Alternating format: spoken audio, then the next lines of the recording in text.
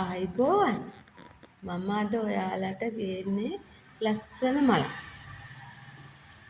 බලන්න මේ මල දැකලා තියෙනවද කියලා. පරිසරය කොයිතරම් ලස්සන දේවල් දකින්න පුළුවන්ද. කලාතුරකින් ගෙවත්තක දකින්න ලැබෙන මේ මල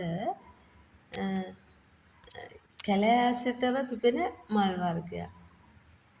කොයිතරම් ලස්සනද බලන්න. පරිසරය අලංකාර කරනවා වගේම දකින්න ප්‍රිය ස්වභාවයක් ගන්නවා. මලේ සුවඳක් නම් නැති වුවත්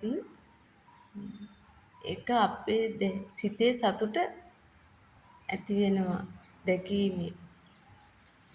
මේ මල මඩු මලයි.